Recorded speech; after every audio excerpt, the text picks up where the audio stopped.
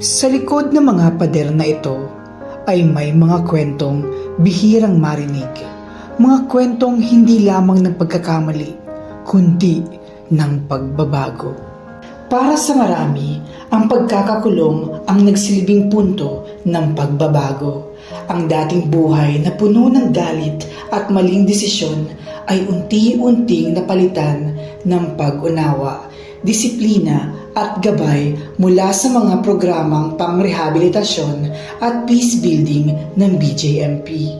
Ako nga pala si Mark, 35 years old po ako. Tapos may 3 years na po ako nanungunan dito sa Mandaluyong City. Noong una, sobrang tigas talaga ng ulo ko eh. Hindi ako nagpapadesisyon or hindi ako nagpapasakop sa mga dito, empleyado. Kasi may sarili akong sinusunod na desisyon. Pero yung habang tumatagal ako dito, yung pagbabago ko, kasi sa pagsali-sali ko sa mga activities na ginagawa ng mga dabay, kaya naging interesado ako sa mga activities na binibigay nila. Tapos nung pumasok na ako sa livelihood, nakita ko yung mayroon pala akong talent sa pagiging creative.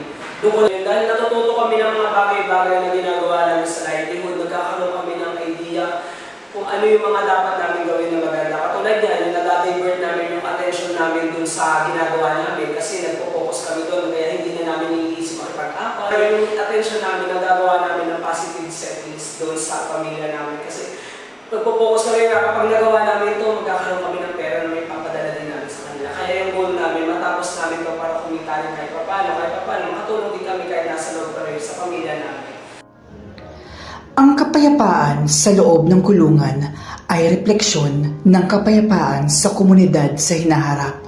Sa pagyakap sa pagbabago, natututunan ng mga PDL ang pananagutan at mapayapang pakikipamuhay, mahalagang haligi ng matagumpay na reintegrasyon.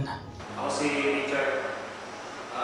Mag-isang taon na akong nakakulong dito sa BJP Mandaluyong. Sabi ko sa sarili ko kung bakit pa nagkakaganito yung buhay. Laging umiinit ang ulo ko.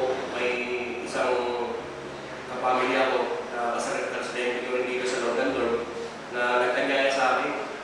Sumali ako sa interfaith. Sinubukan ko naman. Napaganda ako sa mga aral ng Biblia. Naging maliwanag, naging makabuluhan yung pang-araw-araw kong ginagawa rin sa loob ng ulo. Kaya pagpapatuloy ko yung ganitong aktibidad, lalo na sa interfaith, sa mga activities ng mga religious ko. Upang ang sarili ko, ang isip ko, mas lalong lumiwanag na kung hindi na ako magawa ng hindi maganda. Sa pamamagitan ng spiritual formation, edukasyon, skills training at conflict resolution programs, nabibigyan ng pagkakataon ang mga PDL na buuin muli ang kanilang pagkatao. Hindi lamang nito binabago ang kanilang oras, binabago nito ang kanilang buhay. Ako po si JR, 26 years old.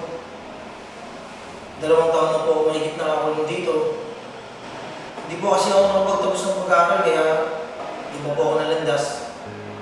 Kasi yung nasa labas po ako, panay pasang gulo po ako, panay gulo po yung iniisip ko.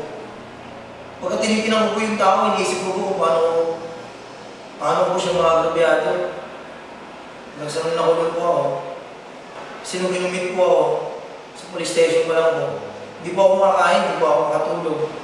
Hirap na hirap po ako sa paligid. Kasi iniisip ko po, hindi na po ako lalayang buhay. Baka magugulog na po ako. Hirap na hirap po ako nung nakumit po ako sa jail. Laking pasasalamat ko po kasi hindi ko po akalain may sarili po akong kama. Napaluha po ako kasi unang-una ko po nakita yung mga kasama ko po. Maayos po yung panonood nila. Pag-isip-isip ko, malinis po yung pasilidad. Hanggang sa bigyan po ako ng pagkakataon ng mga pag-aaral. Dati pa naman po sa laya, gusto ko na po talaga mag-aaral. Gusto nga lang po, wala po ako sa laling pang-tustos dahil nag-anak po ako, kailangan ko pong trabaho na lang. Gusto ko pong umamang kagad. Nakagawa po ako ng kasalanan, kaya po ako nakulong. Minsan na po akong umigay. Akala hindi ko na po kaya.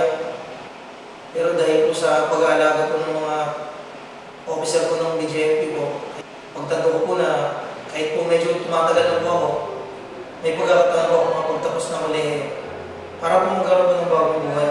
Kahit paano, na-absorb ko po yung mga tinuturo ng brigada namin kasi sa tinatagal ko po, marami na po klaseng tao, maraming klaseng ugali po yung nakakasalamuha ko. Malikit pa paano po, natututo po ako paano respeto, paano po umaba yung pasensya. At ganoon din po tinuturo ko sa kanya para po magkaroon ko ng maayos at mapayapang kinabukasan. Hindi lang pagbabantay ang aming trabaho, kundi ang makapagbago din ng ating kapwa. Ito ang ating PDL. Kapag ang PDL ay tututong yakapin ang kapayapaan, sila ay magiging katuwang sa kayusan sa loob at magiging handang mamamayan paglabas sa malayang lipunan. Ang mga kwentong ito ay patunay na gumagana ang rehabilitasyon kapag pinagsama ang malasakit at pananagutan. Ang reintegrasyon ay hindi lamang tungkol sa paglaya, ito ay paghahanda sa isang mapayapa, marangal at responsableng pamumuhay. Mula sa pagkakakulong tungo sa pagbabago, mula sa sigalot tungo sa kapayapaan, ito ang mga kwento ng mga PDL na piniling magbago. Sa patuloy na suporta ng BJMP, pamilya at komunidad, ang reintegrasyon ay naging isang sama-samang pananagutan. Sama-sama nating binubuo ang mas ligtas na lipunan, isang buhay na binago sa bawat pagkakataon.